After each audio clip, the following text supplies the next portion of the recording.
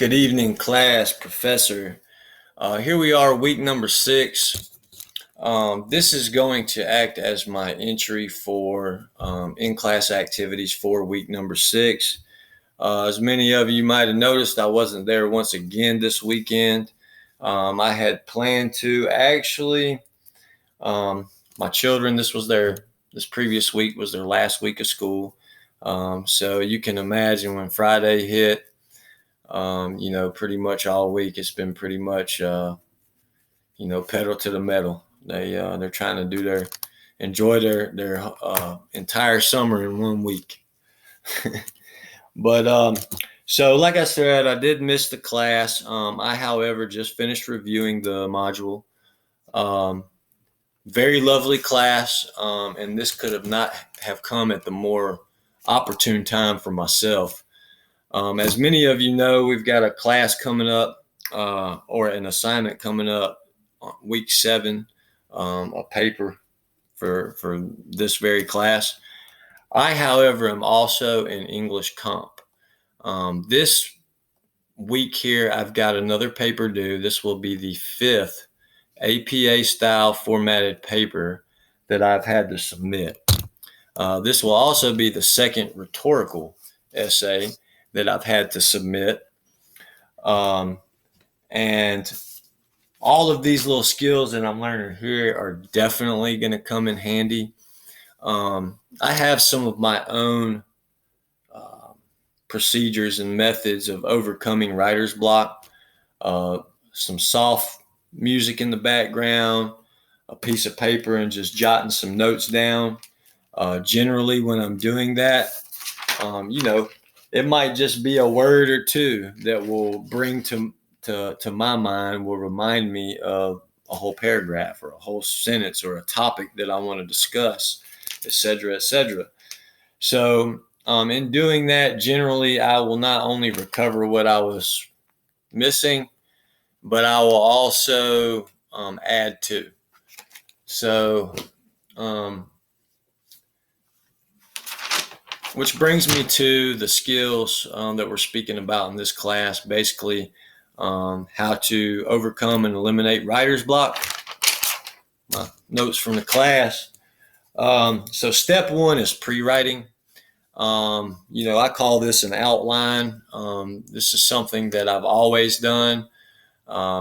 Any papers that are going to be submitted, of course, any final drafts is going to be right here on this computer.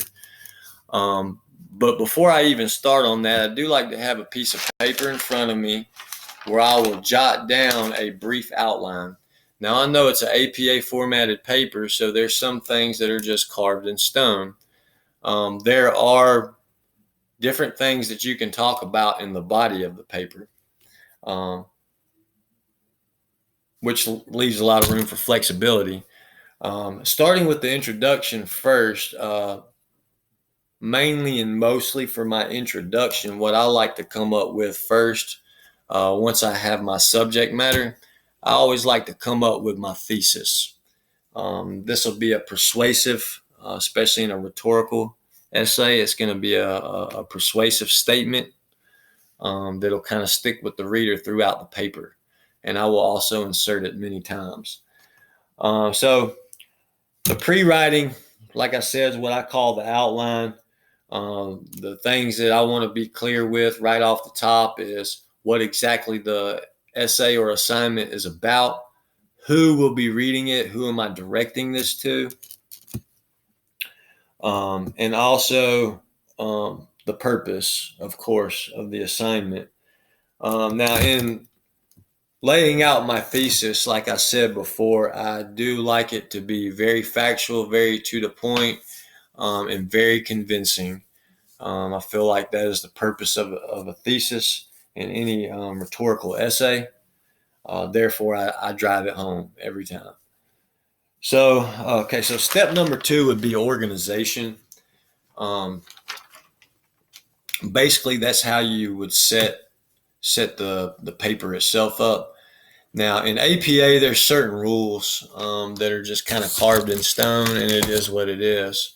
Of course, with an APA, you're always going to want to start with your introduction and usually with a thesis statement within that introduction. Now, the body of the paper you can name or do whatever you like with it. It is a good point, just a little sidebar, to continuously state that thesis, maybe in different ways. You can paraphrase it, but throughout the paper, you want to keep driving that point home. So in my organization, I don't typically do it in any kind of chronological order. It's not really a story, for lack of better words. It's not a storybook. I typically tend to go with cause and effect and topical as far as organization goes. Cause and effect is definitely something that you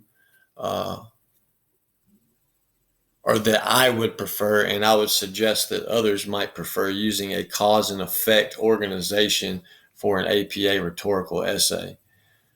Makes writing everything else so much easier. Once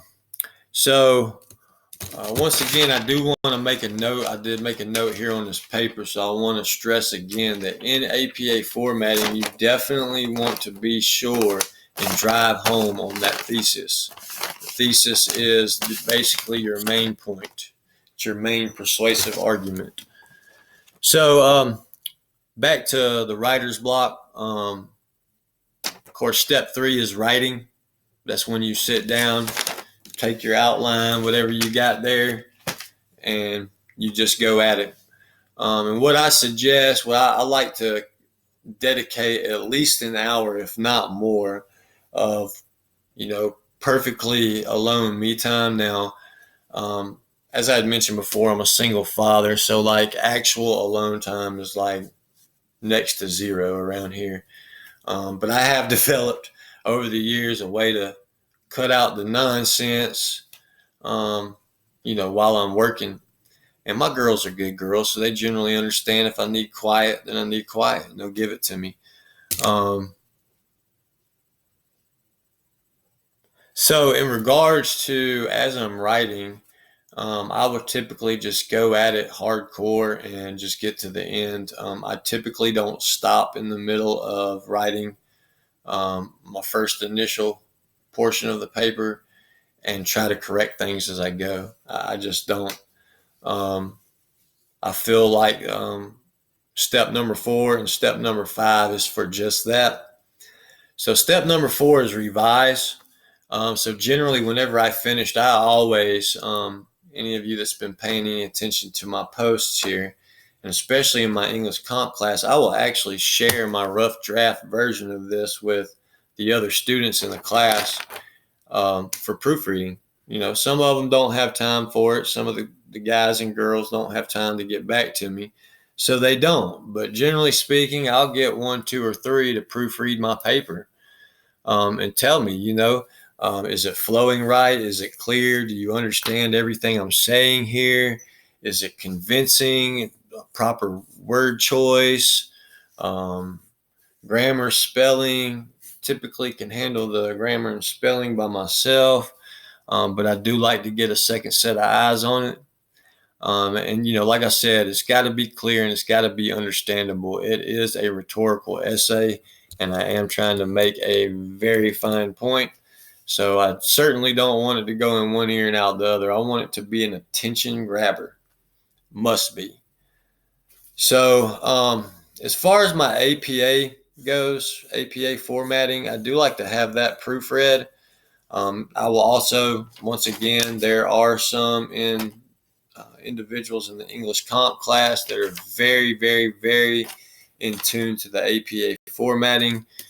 Miss Sarah Soames, she has been a true blessing to me in that class. She has been my second set of eyes, and she has caught a few things, very minor things that I wouldn't have caught and didn't catch, but she did, so I was able to fix them. So that's going to help my overall grade.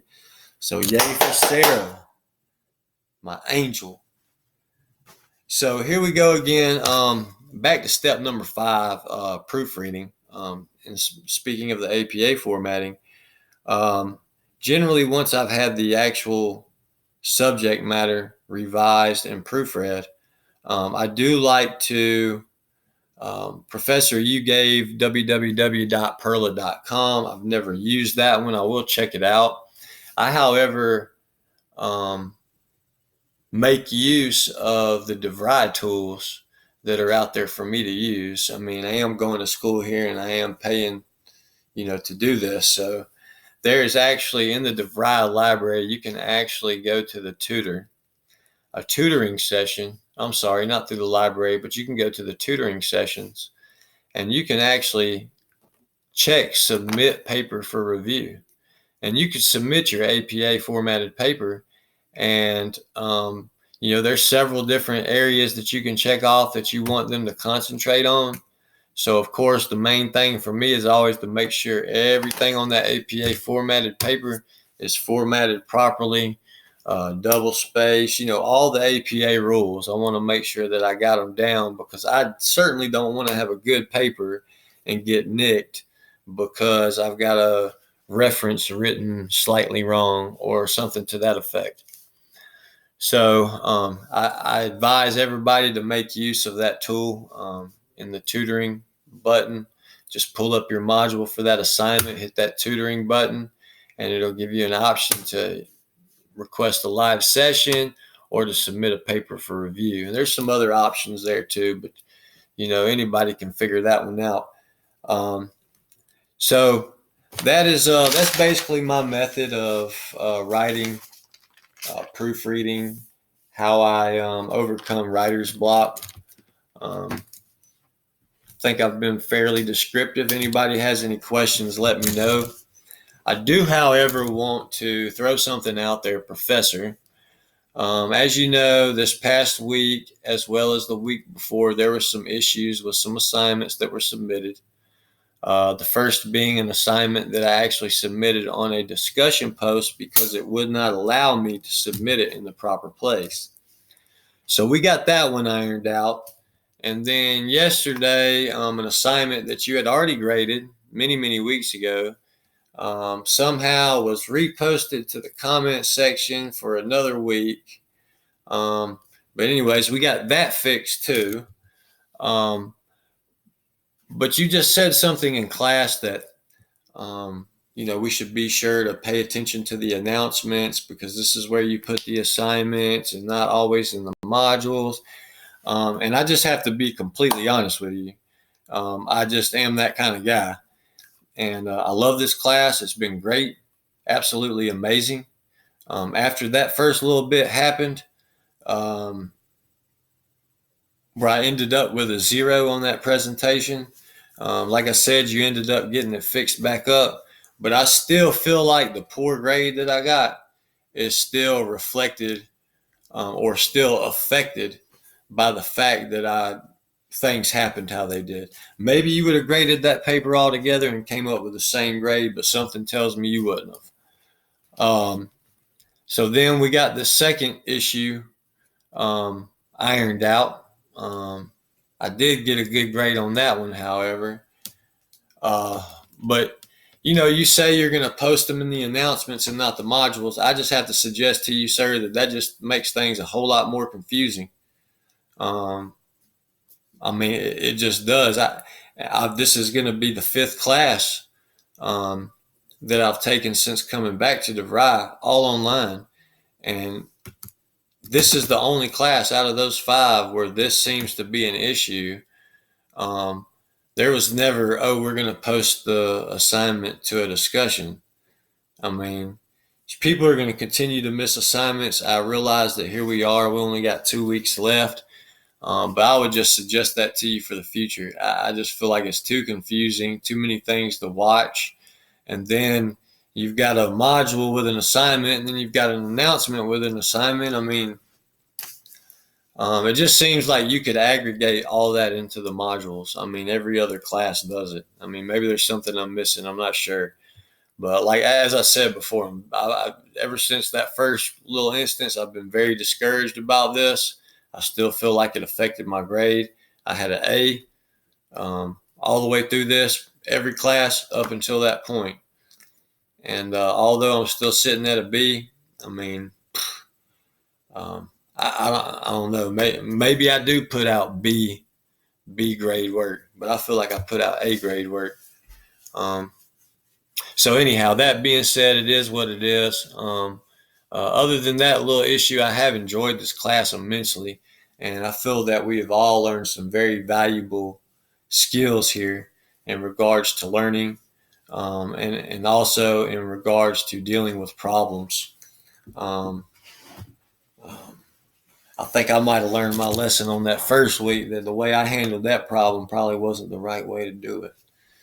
But and I'm not going to make excuses for myself. You know, I was a little upset, got kind of nasty with the support, the network support guy. But so, anyways, everybody, it's been a blast. This class has been absolutely lovely, and I'm so looking forward to week number 7. I cannot believe that we're almost done with this session, y'all. Can y'all believe it? It's amazing. It feels like I'm just ripping through this. But everybody, God bless. God bless Professor, class. Everybody be good. Looking forward to seeing y'all and talking with y'all next week. God bless.